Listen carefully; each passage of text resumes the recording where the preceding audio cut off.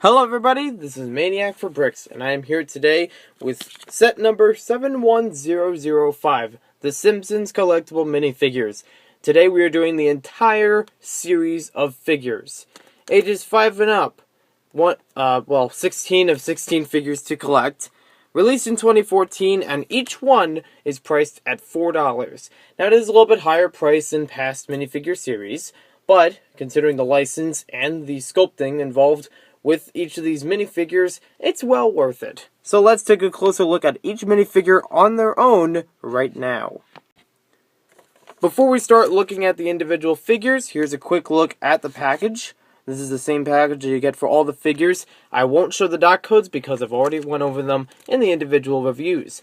You'll find a link to the playlist of the individual reviews in the description below.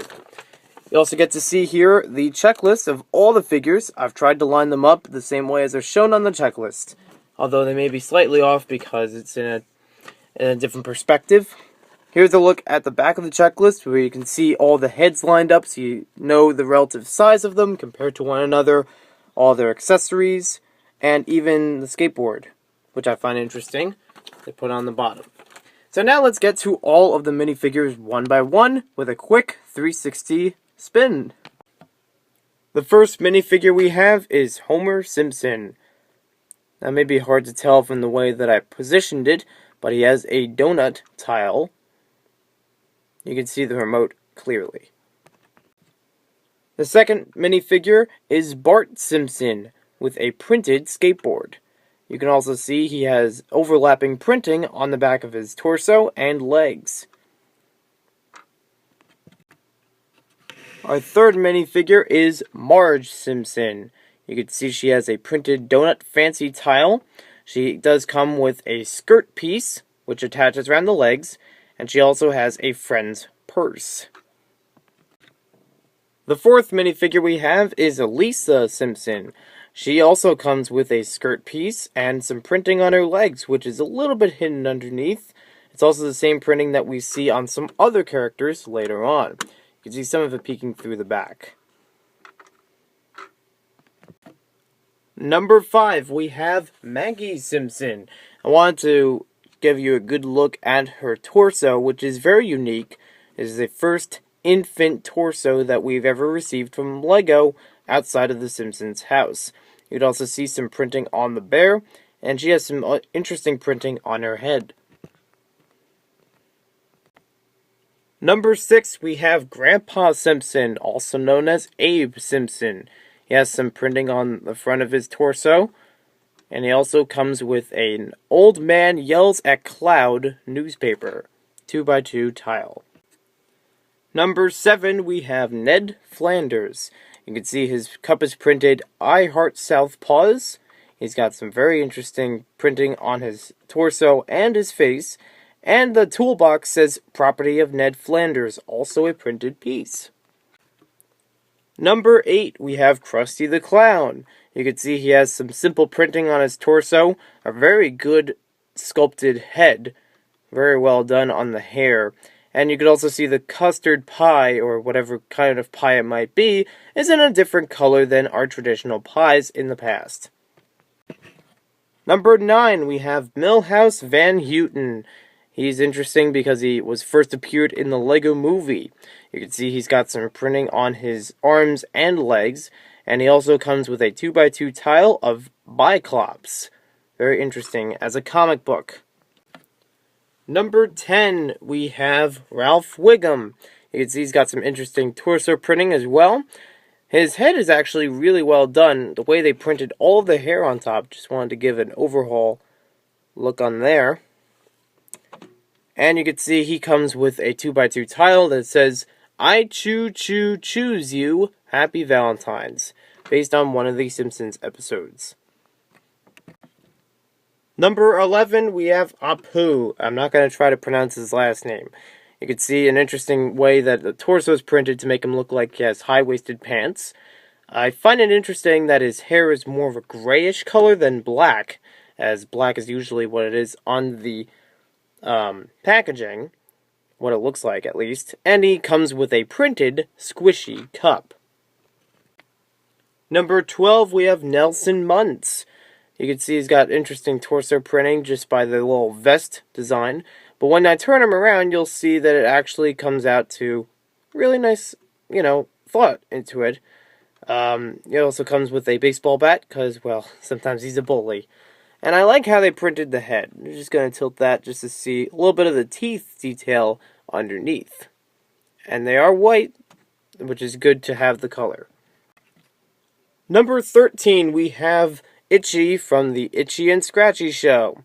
Again, just like Nelson Muntz, it has an interesting two-tone of colors that are used to make the vest appearance. His head is actually a little bit flexible on the sides. Even the mouth area is kind of flexible. So just be careful when finding him. And he comes with a little club. Number 14, we have Scratchy from the Itchy and Scratchy Show. He's basically one big color. Again, a little bit of a flexible head, mostly solid. He comes with an axe, and he has an interesting tailpiece. This is a more flexible plastic, and it fits on, you see right there, between the legs and the torso. Very interesting. Number 15, we have Chief Wiggum. You can see he's got some interesting printing on his torso and legs for his police uniform. He also has some arm printing. A very unusual megaphone with two colors. And he also comes with a baton or a billy club. And look at that head. It's very interesting how it has kind of a fat face, but not really shows up on the torso. And last but not least, number 16, we have Mr. Burns. He carries a radioactive bar without any gloves, apparently, because he's immune. And he has a goldfish, Blinky, in a fishbowl. He's got a very interesting dark green on his torso and legs. A very nice headpiece that's made pretty accurately. And you can see it's kind of a plain torso that looks good for anyone wearing a suit. So now that we've looked at all of the figures in a 360 spin, I can now talk about what I like about this series. I wanted to save more of those thoughts for this time, instead of doing it per figure as in the other reviews. I can get more in depth with those, you can check it out in the description below. But basically, this is a very well done series. I really like how we have the Simpsons at a cheaper price, first of all, from the Simpsons house.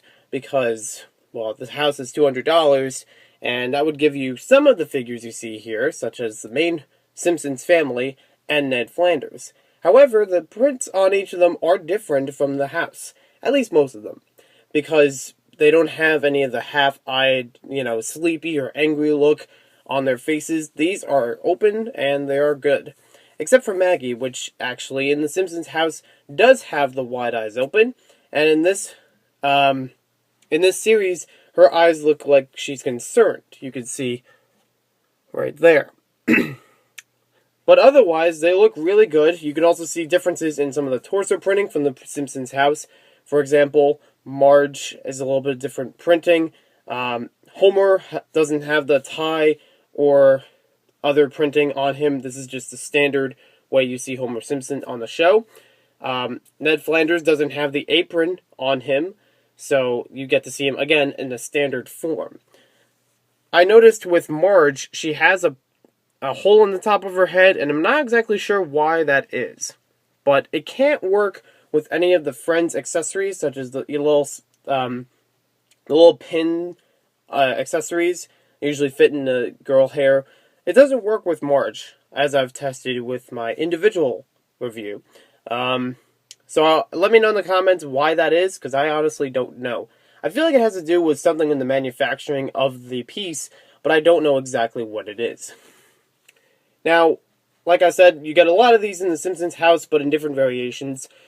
But it's also nice just to get them for, getting more of the Lego Simpsons. Because now we have a bunch of characters that are easily recognizable from the TV show at any point in time, because they've been long running. And it's great to see them in their Lego cameos. Now, there's nothing I really have against any of these, except for Chief Wiggum. I'm still a little bit uncertain as far as his, the the way his fat is only on really showing through his face and his head, but it's not really shown on his torso the way that it is for Krusty the Clown or for Homer Simpson.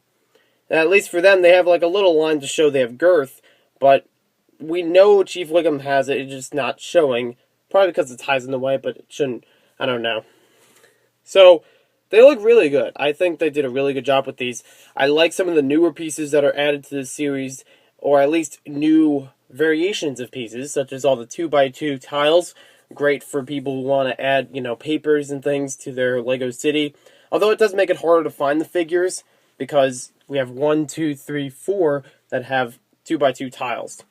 So, just by looking in the packages, by feeling them, try that, but you want to try some other pieces too, just to figure out which figure it is, such as longer legs and 2x2 tiles, but also this one has, the giant Marge head, which is almost the size of her body. If I just put them next to each other, you can see that's a pretty big piece, so it might be easier to find Marge that way, in comparison to Abe. Between these two, they have short legs, and they have 2x2 tiles. They can be a little bit confusing, but Ralph is more of a round head, so it might be a little bit easier to find him in comparison to Milhouse, if you want to differentiate which figures are in the packages. Most of the other ones are pretty recognizable in terms of finding their pieces. I mean, Mr. Burns is the only one that has a minifigure head, like a regular minifigure head that's used, so that should be a little easier to find. Some of them do have rod-type pieces, such as the radioactive bar or the axe, if you count the handle. But it's still good to tell the difference between them. Even the baseball bat, there's a little bit of ridges on it that could tell it apart from other pieces. So in terms of finding each of these figures, I didn't have a bad time. And although I am experienced with this, I still think that people will be able to find these figures just as they want to find them. Shouldn't be too hard. As long as you take your time and you look for the right parts and you recognize what they are. Now, as far as accuracy, I've already went over that. Variety, I definitely like that. I like how, each of these have been portrayed and in a 3D, sculpted head. That's probably one of the biggest parts about these that makes them really stand out and really make them fantastic. They're really well done. The Simpsons is cartoony, but they've had 3D sometimes. They're usually 2D, though, animation. But I like what they've done with all of these to capture all of the details that you see from the figures in the show. And as far as reusability, they work really well.